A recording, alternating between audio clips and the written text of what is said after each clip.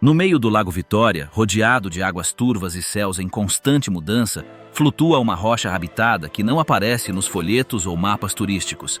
Chama-se Migingo, mas é como se não tivesse nome. De longe, parece um erro.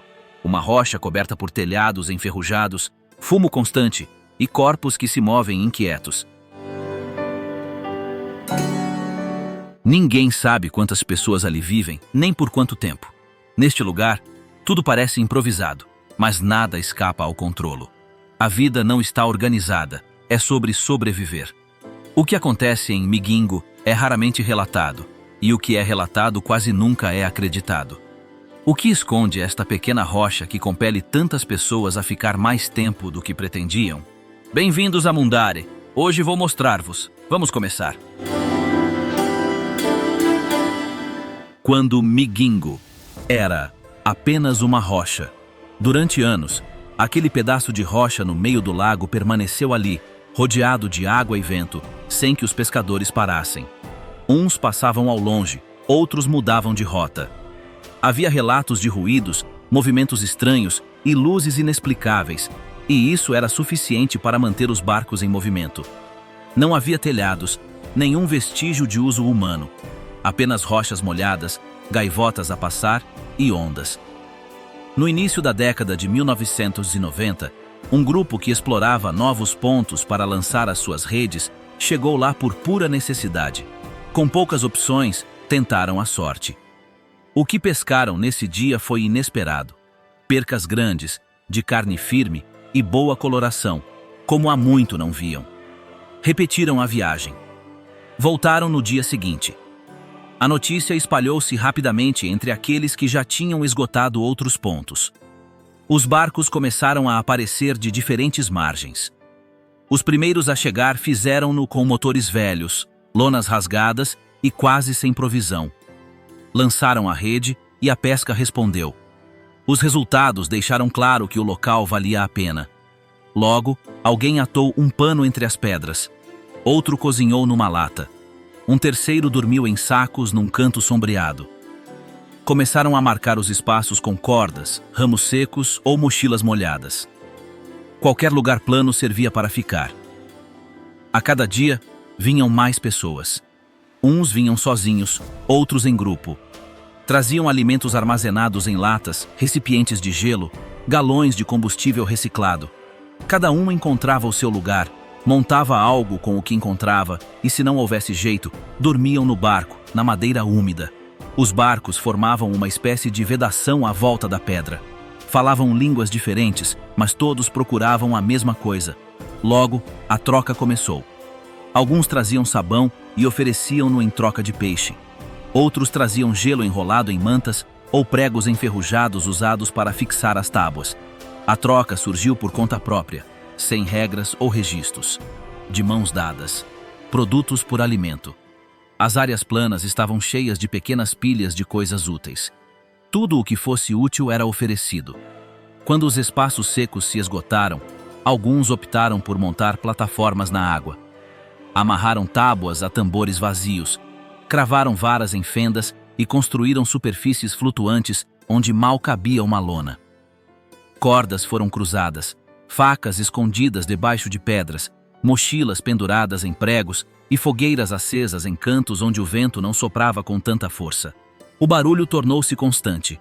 Motores, gritos, pancadas fortes. O ritmo estabeleceu-se sem pausa. As redes foram lançadas antes do amanhecer. Foram içadas quando o céu ainda estava escuro. Foram cortadas, limpas, penduradas ao sol. O dia inteiro era movimento. Nada foi escrito. Nenhuma nota. A pedra, que estava vazia, continha agora corpos, lâminas, cordas e fumo durante todo o dia. Um dia sem parar. Muito antes de o céu começar a clarear, já se ouvem os sons de motores em funcionamento e de homens a verificarem as suas redes, enquanto outros finalizam os últimos cortes, com facas molhadas em mesas inclinadas feitas de restos de madeira. Num ambiente onde a umidade do lago se mistura com o fumo que sobe de panelas amolgadas, colocadas sobre pedras quentes.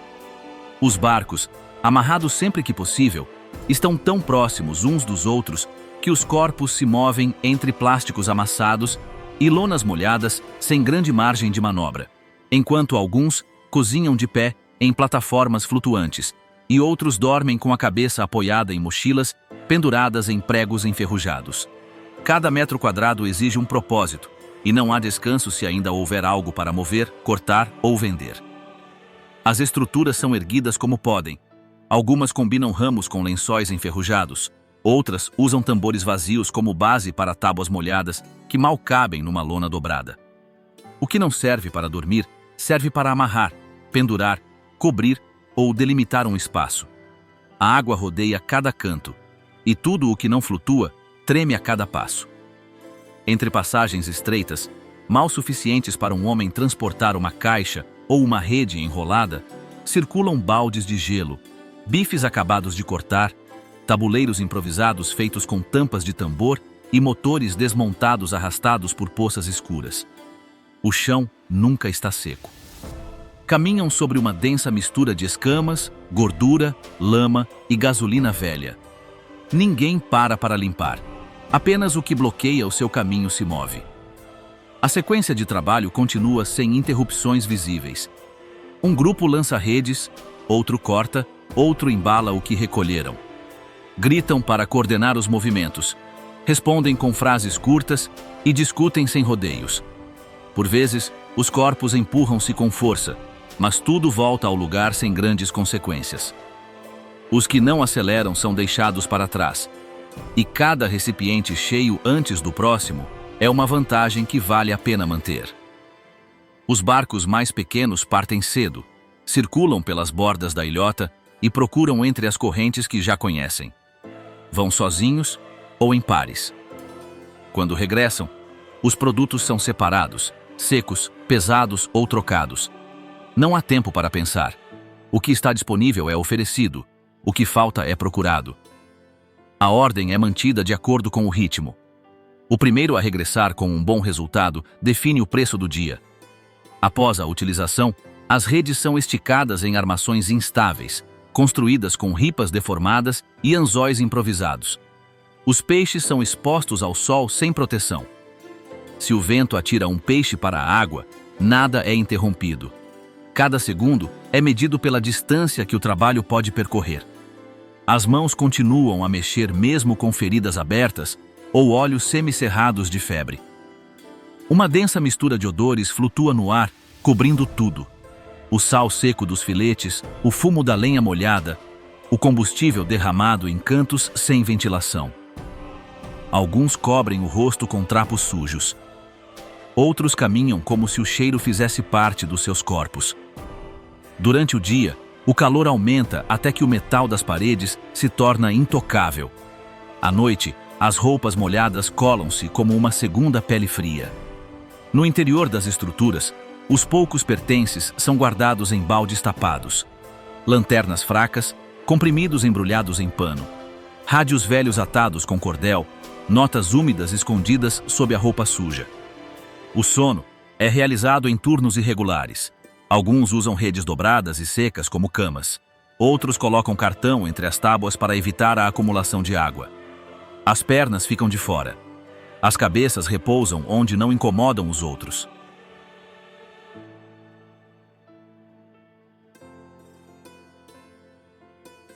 Fronteiras invisíveis.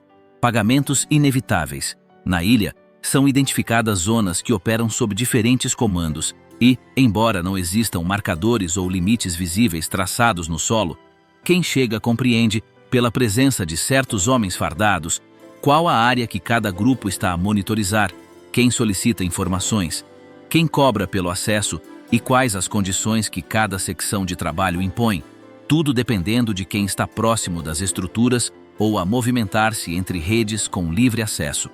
Quando o número de pescadores começou a aumentar de forma constante, um grupo de representantes ugandeses chegou com armas visíveis, posicionou-se em zonas elevadas onde podia monitorizar os movimentos dos barcos e começou a solicitar informações a quem queria operar. Origem, quantidade capturada, tipo de motor, tudo acompanhado de taxas variáveis que eram entregues sem papelada ou registro, em dinheiro e, por vezes, sob a forma de um produto. Uns faziam-no antes de começar, outros no final, mas depressa todos sabiam que, para pescar em segurança, tinham de obedecer. Dias depois, um grupo diferente foi enviado do Quênia, desarmado, mas com uniformes administrativos e documentos carimbados. Solicitavam também informações, verificavam redes, observavam motores e registravam a sua presença, declarando que a terra estava sob a sua jurisdição. Isto levou a situações em que os pescadores acabavam por responder da mesma forma a dois comandantes diferentes, pagando 2 vezes para lançar uma rede ou deixando parte da sua carga nas mãos de oficiais que pediam ajuda para prosseguir. Alguns, para não serem apanhados a meio do caminho, preparavam documentação duplicada, hasteavam mais do que uma bandeira nos seus barcos ou evitavam mencionar a sua origem até perceberem qual o grupo que dominava naquele dia.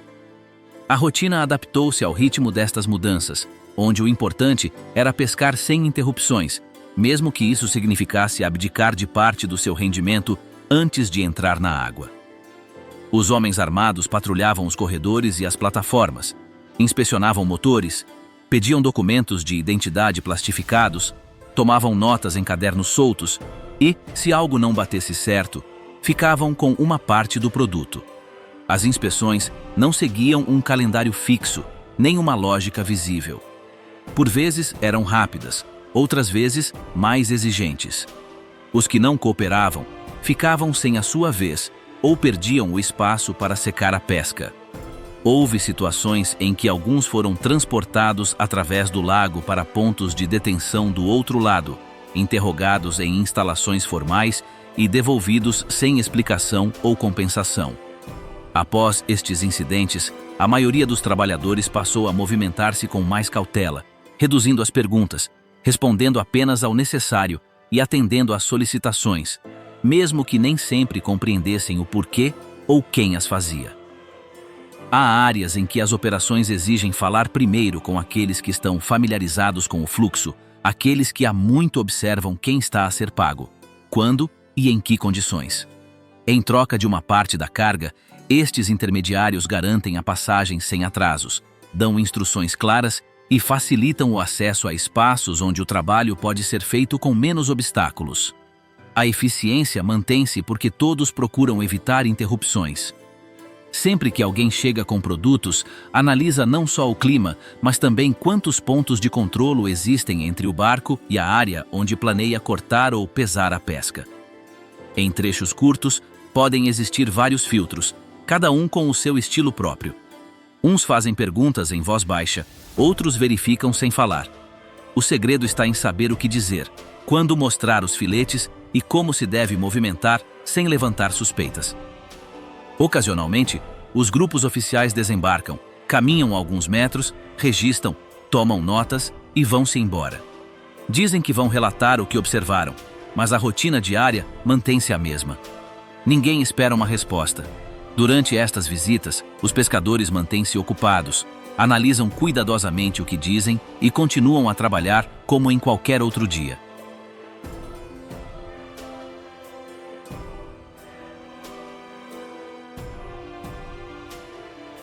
Viver entre latas e calor sufocante. Na ilha, o trânsito faz-se entre espaços estreitos formados por paredes de chapa, bidões cortados e materiais empilhados uns sobre os outros sem lógica, no meio de uma estrutura improvisada onde cada canto ocupado se mantém unido com o que estiver disponível, desde canos tortos a pedaços de madeira retirados de barcos abandonados. As habitações estão empilhadas tão próximas umas das outras que algumas partilham a mesma parede feita de tábuas enferrujadas. Outras são erguidas sobre tambores fixados com pregos velhos, e outras ainda flutuam à beira da água em plataformas marteladas, enquanto o vento chicoteia lonas, entorta telhados soltos e range as juntas mal fixadas por pedras ou cordas velhas colocadas para impedir o colapso das estruturas. Cada espaço fechado contém espaço suficiente para dormir, guardar algumas coisas e evitar o sol durante o dia. Corpos jazem sobre cartão, tapetes sujos ou redes dobradas e secas, acompanhados de um vaso partido, uma caixa de plástico a servir de compartimento e um estendal para secar roupa molhada. Os tetos são tão baixos que muitas pessoas se baixam para entrar, e cobertores esfarrapados cobrem as entradas.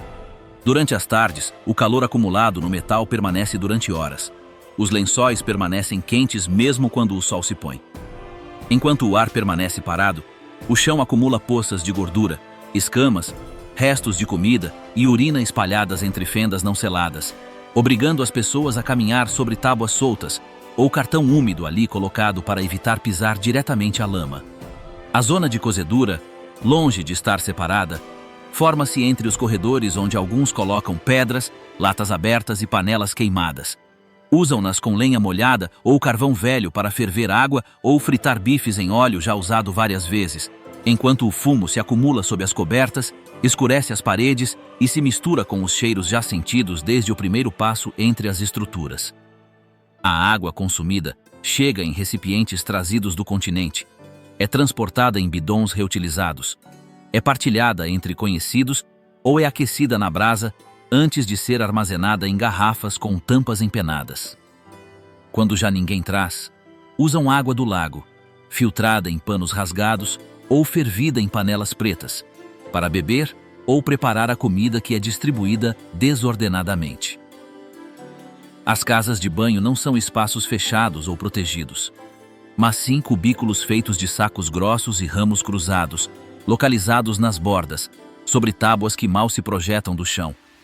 Enquanto uns colocam cortinas de plástico para se protegerem, outros simplesmente utilizam o espaço aberto, com resíduos que acabam por ser levados pela corrente ou trazidos de volta pelas ondas que rebentam nas proximidades durante as noites mais agitadas. As coisas que já não servem são empilhadas perto de cantos menos movimentados, onde se podem ver garrafas rachadas, lonas queimadas, pedaços de corda, sapatos destruídos, caixas úmidas e restos de comida misturados no lixo acumulado há dias.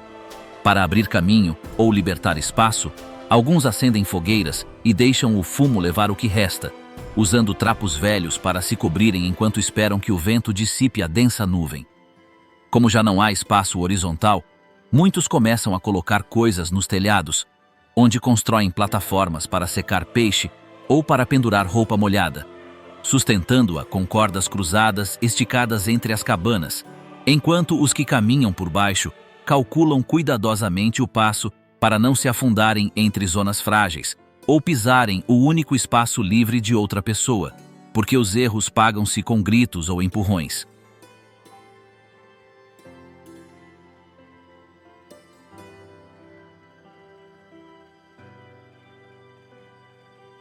Quando a bebida alcoólica faz as regras ao pôr do sol, aqueles que regressam com redes molhadas caminham entre estruturas inclinadas, enquanto outros acendem fogueiras com brasas antigas. Alguns sentam-se com a roupa molhada e as mãos cheias de notas dobradas, e o calor que nunca abandona o chão encontra o vapor espesso do óleo quente, ao mesmo tempo que começam a aparecer garrafas sem rótulo, vitrais e música de rádios presos com arame. A bebida circula entre mesas feitas de bidons partidos, bancos improvisados de madeira molhada e barracões sustentados por cordas retorcidas, enquanto os vendedores preparam bebidas com misturas fortes trazidas do continente ou feitas na ilha com álcool industrializado, água de origem duvidosa e aromatizantes comprados ao quilo, servidos em copos ou sacos partidos que trocam de mãos sem qualquer questionamento. As vozes elevam-se entre trocas de capturas exageradas, piadas grosseiras e gestos bruscos. E quando alguém se levanta rapidamente por se sentir enganado, os corpos em redor reagem sem palavras. Aproximam-se, ficam tensos, e alguns já sabem quem vai intervir, como impedir o que está para vir, ou quando dar uma oportunidade à situação sem perturbar completamente o equilíbrio. Quem tem mais dinheiro decide que música tocar, quanto dividir, quem entra na roda. E à medida que este pequeno círculo se torna mais visível, os outros tentam misturar-se, mostrando o que podem pagar, porque naquele ambiente, comprar sem olhar ao preço é mais poderoso do que qualquer cadeia cheia, e quem bebe mais é quem acaba por dirigir a atenção sem ter de dizer. Às primeiras horas da noite, à medida que o barulho aumenta, as discussões intensificam-se até que um grupo cerca o arruaceiro, pede-lhe que se sente, imobiliza-o com mãos firmes e executa um castigo rápido utilizando o que estiver por perto: uma corda, um pau, uma tábua cortada, um cabo enrolado em farrapos, aplicado à frente dos presentes, sem aviso, sem outro procedimento que não a força direta. Quem aplica o golpe concentra-se em fazê-lo durar o tempo necessário, e quem assiste não diz nada, não desvia o olhar, não explica o que está a acontecer, nem reage depois, porque todo este processo funciona como uma forma de controlo aceite por todos, onde uma reação física impede que a desordem se propague no dia seguinte. As mulheres que permanecem na ilha, após o anoitecer, circulam com confiança entre estes grupos. Algumas cozinham nos seus próprios fogões, outras oferecem bebidas e algumas lavam roupa ou trocam produtos básicos. Posicionam-se em pontos onde monitorizam quem se aproxima, quanto consumiram e as suas intenções. Se detetarem um gesto inapropriado, avisam com um olhar ou abandonam o local sem causar confusão.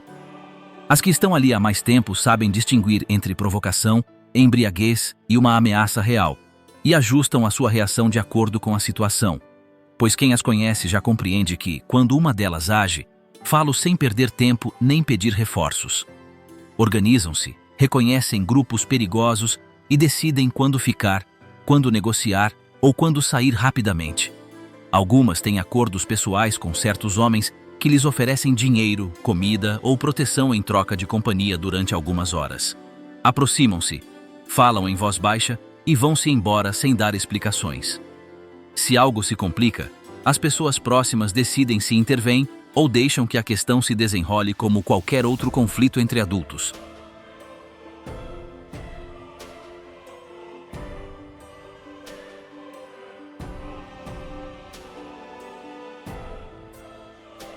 Castigos que não precisam de chefes. Na Migingo, os desentendimentos são resolvidos onde ocorrem, com decisões rápidas que não se baseiam em documentos, hierarquias ou regras visíveis, mas sim em gestos compreendidos por quem ali vive há muito tempo. Porque o que determina como agir no meio de um problema é o que cada um já viu muitas vezes. Um homem que se mantém em silêncio perante os outros, um grupo que se forma em torno da pessoa afetada, uma voz que corta o momento imediatamente antes de a desordem se tornar incontrolável. As figuras que impõem a ordem não se anunciam, não usam distintivos, nem usam a voz alta para impor respeito. Mas aqueles que estiveram presentes em situações complicadas sabem quando um deles se aproxima, como se movimentam quando intervém, e por que é que a sua presença é suficiente para abrir caminho, abafar as vozes e aceitar as ações que se seguem sem grande resistência. Quem está envolvido permanece no centro da cena. Os que se aproximam colocam questões breves, outros preenchem as lacunas, e, uma vez que o grupo compreende a sequência dos acontecimentos, é tomada uma decisão sem demora, sem opiniões soltas e sem necessidade de repetir o que já foi esclarecido. O resultado é aplicado de imediato, sem consulta ou aviso. Em muitos casos, a reação consiste numa correção física feita com os objetos mais próximos, que podem ser um cabo grosso, uma corda molhada, um pedaço de madeira ou uma vara recuperada de um barco naufragado. Duas pessoas contêm o agressor, uma terceira aplica o castigo e as restantes assistem em silêncio, sem interferir, sem pedir explicações, sem transformar a cena num espetáculo.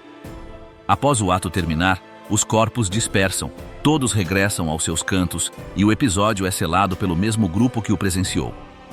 Ninguém refere o sucedido, nem é necessário discuti-lo posteriormente. Esta intervenção é suficiente para estabelecer a mensagem entre todos. Outra forma de responder a alguém que cria uma tensão constante é cortar os laços necessários para a circulação dentro da ilha. Esta pessoa é impedida de receber comida, de partilhar redes sociais, de ter acesso a determinados corredores ou zonas de dormir, e os outros ajustam os seus gestos, palavras e posturas de cada vez que a presença desta figura interrompe a rotina coletiva. Sem tocar, empurrar ou gritar, conseguem fazê-lo sair. Alguns demoram dias a entender que já ninguém conta com eles. Outros sentem-no desde a primeira rejeição. E quando saem, o lugar vago é ocupado por outra pessoa sem permissão ou cerimônia. Nenhuma figura central o ordena. Tudo se constrói a partir do que cada um interpreta do ambiente. Quem sabe observar lê a atmosfera, quem percebe os ritmos intervém quando o tom sobe, e quem viveu o tempo suficiente naquelas rochas sabe bem a diferença entre tensão controlada e um problema descontrolado. Cada cena exige uma resposta diferente, e quem está por perto constrói-a sem um plano prévio. Algumas mulheres tornam-se as primeiras a identificar o que está prestes a acontecer. Dizem a quantidade exata, lembram-se de pormenores exatos, apontam sem rodeios para os presentes, e isso basta para que os outros atuem. Não precisam de repetir o que viram. Quando um deles aponta, os outros completam a cena sem hesitações. A sua palavra torna-se a âncora para a tomada de decisões. Os novatos não participam imediatamente. Passam os primeiros dias a observar atentamente onde se colocam os objetos, como se acendem as brasas, quando se forma uma fila para secar o peixe ou quem tem prioridade num cruzamento estreito. Durante este tempo, cada um aprende qual o gesto que antecipa uma reação, qual a frase que interrompe uma discussão e quando é a altura de ficar quieto.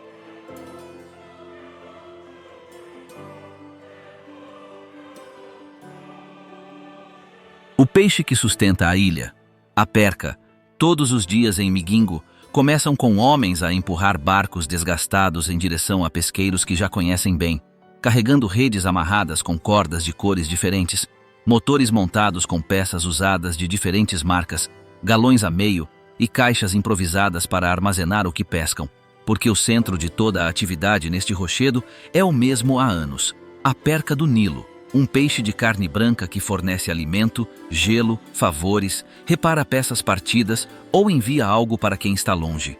Os barcos mais rápidos chegam aos pontos mais cobiçados. Os que têm o melhor peixe definem o preço e os restantes ajustam as suas cargas de acordo com o volume, porque quem regressa com peso consegue vender com o menor atraso.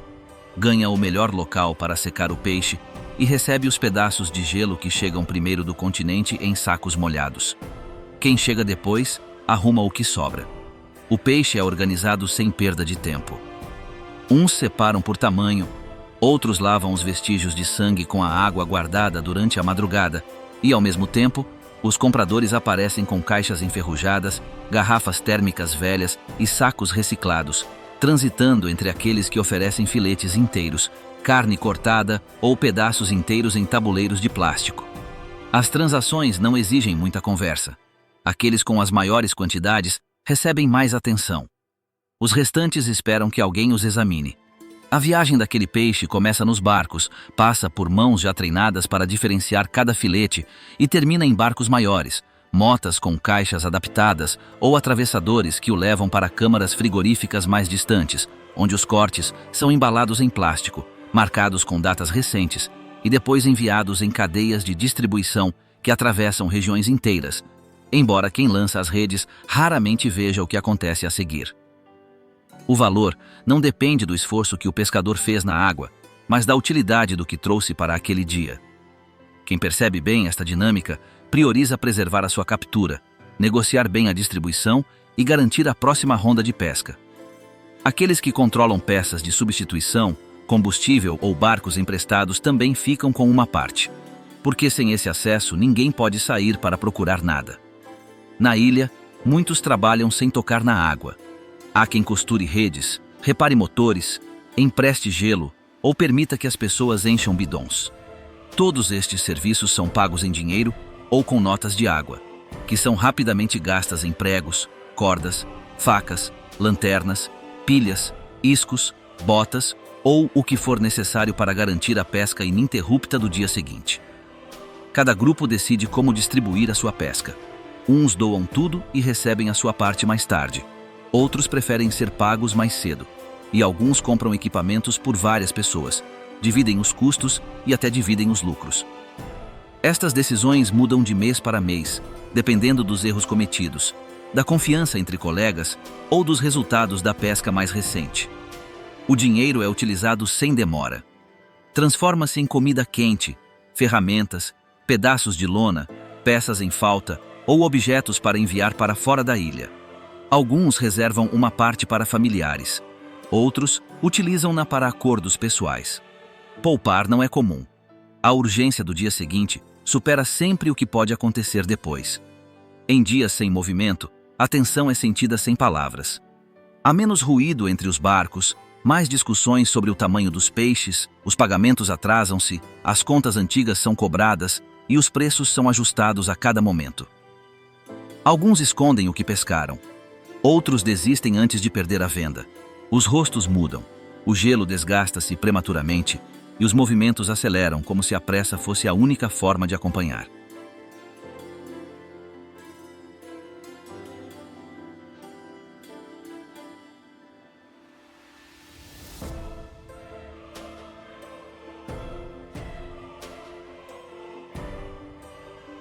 Truques. Pesados em silêncio. Cada vez que alguém lança a rede e regressa com o balde cheio, a preocupação não se esgota na captura. Em vez disso, inicia-se uma corrida para garantir que o número na balança é suficientemente alto para compensar o esforço, porque na Migingo, o valor é medido pelo peso, e este valor pode ser alterado com pequenos movimentos que muitos dominam sem necessidade de palavras ou explicações. Antes de colocar o peixe na balança, alguns pulverizam água sobre ele ou submergem-no rapidamente para que o excesso permaneça na pele, permitindo-lhes adicionar algumas gramas sem levantar suspeitas. Outros colocam pedras embrulhadas, pacotes pesados sob o gelo ou restos escondidos entre os melhores filetes. Se o comprador não olhar atentamente ou estiver com pressa, tudo continua sem interrupções. Quem lida melhor com este tipo de engano sabe quando usar a sua própria balança ajustada, quanto mostrar e com quem tentar. Porque se o negócio for urgente e o cliente não solicitar uma revisão, o valor final sobe sem necessidade de mentiras. É feito silenciosamente, é recolhido. E todos regressam à rotina normal como se nada tivesse acontecido. Em alguns casos, os filetes são dispostos estrategicamente. Os pedaços mais brilhantes, de melhor tamanho e sem manchas, são colocados por cima, enquanto os danificados, macios ou cortados com cortes visíveis, são colocados por baixo. Se o comprador olhar apenas para a camada superior, aceita sem reclamar. Outros cobrem uma carga antiga com gelo novo para fingir frescura. Tudo isto funciona se a outra parte não insistir em verificar cada camada. Aqueles que receberam empréstimos anteriores são obrigados a entregar a sua pesca ao mesmo intermediário durante semanas. Cada venda é descontada do adiantamento recebido, mas estes descontos não terminam, porque surge sempre uma dívida adicional, uma peça avariada, um barco emprestado, um favor antigo. Esta cadeia mantém muitos em acordos que não escolheram, mas que não podem quebrar sem perder o seu único canal de vendas garantido. Em dias de má pesca, aqueles que conseguem voltar com algo enfrentam compradores que baixam o preço com desculpas ou enviam terceiros para oferecer menos. E se alguém se atreve a cobrar mais, é afastado do grupo de tratamento preferencial, fica à espera ou simplesmente não compra no dia seguinte. Assim, impõe-se um teto silencioso que todos aprendem a respeitar para não ficarem de fora. Em vez de aceitarem a balança que o vendedor traz, alguns compradores exigem usar a sua própria, com regras e condições próprias, que ninguém questiona. Por vezes dizem que o recipiente está com defeito, o peixe está demasiado molhado ou a carga não cumpre os requisitos. E se alguém discute, perdem tempo, perdem um lugar e são excluídos do próximo negócio. Na ilha, qualquer rumor pode arruinar o esforço de vários dias. Se se diz que um pescador inflou o peso, misturou o peixe estragado ou tentou enganar um comprador, não importa se era verdade ou não. Se o comentário se repete, os clientes afastam-se, os colegas excluem-nos dos passeios e os credores deixam de oferecer apoio. Não há aqui qualquer investigação. As pessoas agem de acordo com o que ouvem. Por outro lado, os compradores também ajustam os seus métodos. Alguns misturam cargas antigas com novas, entregam notas rasgadas, alegam que o peixe cheira mal só para diminuir o pagamento ou queixam-se do tamanho para obter um desconto. Se alguém exige mais do que devia, perde-se esse contato. É por isso que muitos aceitam condições severas para não perder o único ponto de saída que garante um rendimento imediato. Os mais experientes sabem ler cada movimento. Distinguem entre um erro e uma tentativa deliberada e preferem relações duradouras mesmo que rendam menos, a mudar de comprador todas as semanas e correr o risco de ficar de fora precisamente quando a pesca está no auge. Esta estabilidade, embora limitada, garante a continuidade num ambiente que não oferece tréguas. Todo o negócio gira em torno de um número. Uma mínima alteração no peso pode perturbar o clima, interromper uma negociação ou desencadear um conflito que se alastra a outros negócios.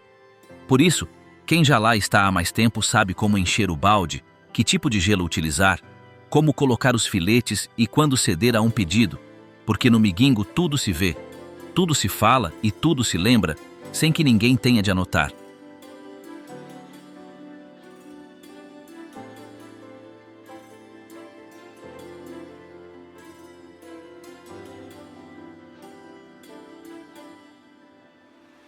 O gelo, que decide.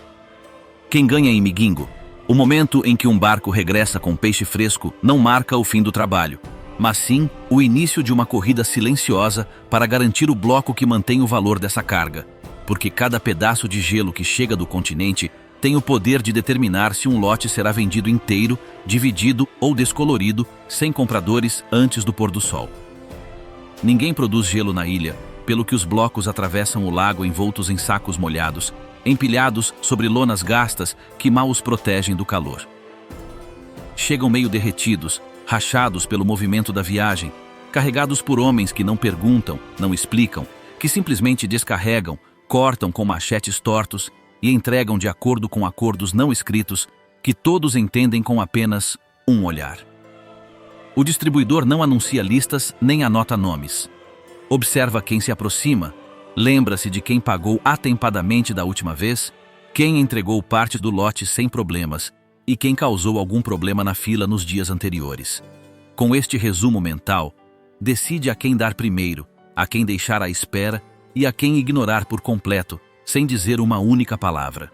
Todo o bloco é dividido em pedaços que mal chegam para encher uma carga. Cada parte deve ser utilizada rapidamente, colocada no peixe sem perda de tempo, vendida enquanto ainda é útil, escolhendo entre esperar pelo comprador ideal ou partilhar o produto com quem estiver disponível. Tudo isto enquanto o gelo derrete com o calor e os seus dedos se afundam na carne úmida. Aqueles que conseguem garantir um bom pedaço ganham tempo adicional, liberdade de escolha, o poder de escolher a quem entregar a mercadoria e a opção de emprestar a alguém uma parte do seu fornecimento. Não por generosidade, mas para criar uma dívida que é depois paga com ajuda, favores, proteção ou algo útil no momento certo. Na Migingo, cada gesto tem um preço, até o silêncio.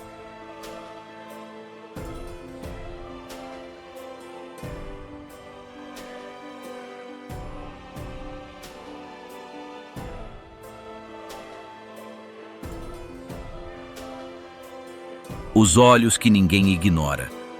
Em Migingo, há sempre figuras que não cortam peixe, nem carregam gelo, nem reparam redes, nem manuseiam dinheiro, mas mantêm-se firmes nas bermas, sentados em bancos tortos, encostados a paredes enferrujadas ou encostados junto aos barcos, vendo o dia passar desde a chegada do primeiro barco até a última luz apagar-se, sem falar muito, sem dar ordens, mas sabendo de tudo o que acontece porque estão ali todos os dias há muito tempo.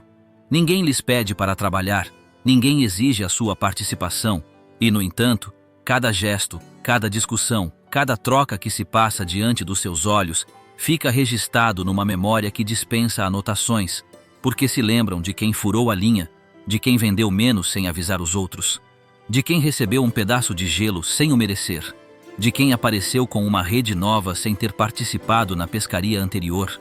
E esta observação constante torna-se uma forma de controlo que dispensa explicações. Posicionam-se sempre nas margens, em cantos onde não atrapalham, mas de onde conseguem ver ininterruptamente toda a movimentação entre redes, pacotes, compradores e carregadores. E, embora ninguém os cumprimente, todos sabem quando levantar a voz, quando ajustar a postura, ou quando mudar o tom se um deles virar a cabeça ou fixar o olhar numa cena que parecia passar despercebida. Os recém-chegados não compreendem o seu papel, a princípio. Veem-nos como figuras passivas, como velhos sem função. Mas, com o passar dos dias, percebem que as conversas diminuem o volume quando estão por perto, que os negócios são suspensos se não estiverem a olhar e que certas decisões só são tomadas quando um deles acena com a cabeça, cruza os braços ou se acomoda na cadeira como se autorizasse sem palavras. Não existe hierarquia entre eles. Não se organizam nem distribuem tarefas, mas funcionam como uma rede única de presença constante, uma estrutura invisível que não se impõe com força, mas com a certeza de que observar e recordar basta para manter a ordem num lugar onde quase tudo se move fora de qualquer regra escrita.